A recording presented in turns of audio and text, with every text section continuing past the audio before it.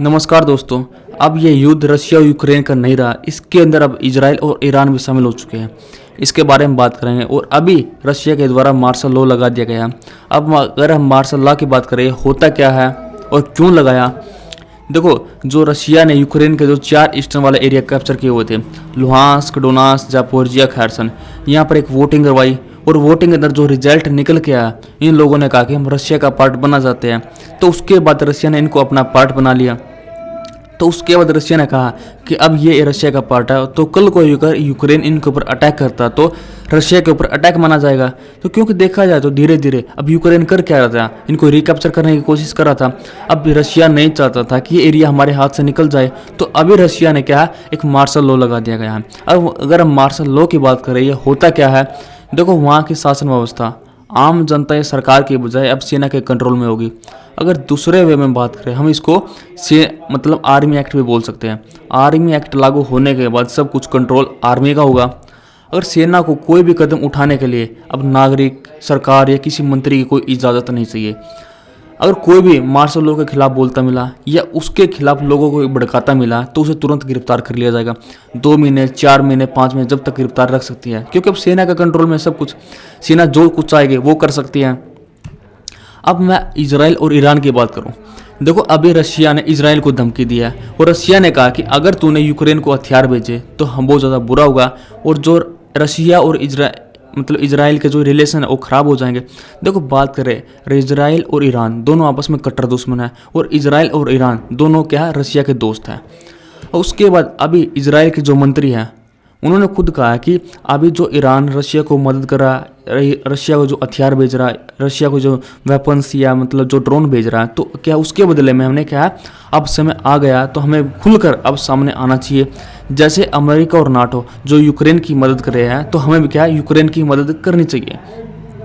तो बात करें, क्या ईरान रशिया की मदद कर रहा है या उनको ड्रोन दे रहा है? हाँ, बिल्कुल।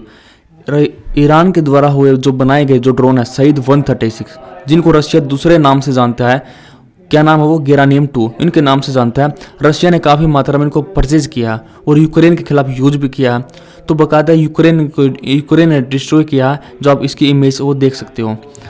अब बात करें इस ड्रोन की, रशिया इनको परचेज क्यों करा, शहीद 136 ड्रोन, इसके अंदर खासियत क्या है और रशिया के पास क्या ड्रोन या जो मिसाइल वो ख़त्म हो चुकी है। देखो, रशिया के पास कोई ख़त्म नहीं हुआ, बट ये रशिया को बहुत कम प्राइस में इसको मिल रहा है। अगर हम उसके रशिया की जो कंपेयर करें, उसके पास जो बैलिस्टिक मिसाइल जो ड्रोन्स हैं, देखो इसका रेट की बात करें, रेट कितना होगा, $20,000।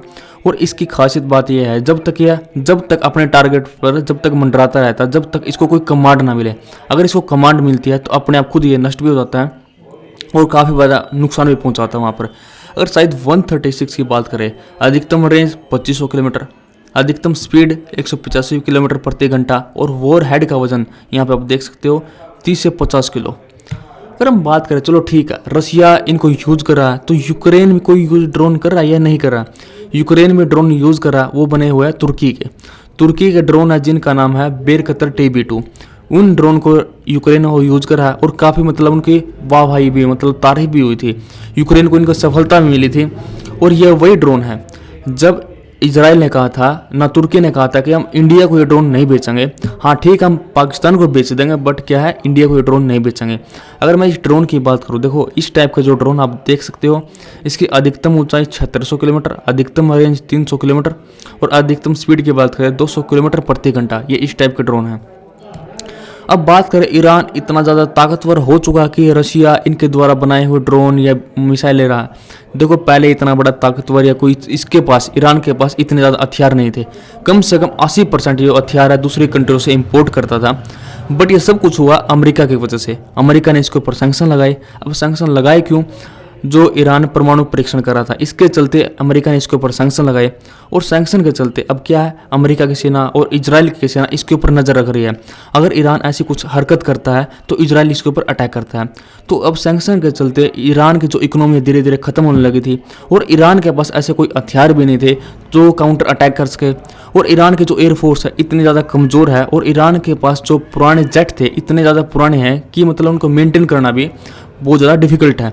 तो ईरान के दिमाग में आया, चलो ठीक, हम एक काम करते हैं, तो कम प्राइस में ड्रोन या मिसाइल बनाते हैं। तो उसके बाद ईरान ने ड्रोन या मिसाइल के ऊपर काम करना शुरू किया।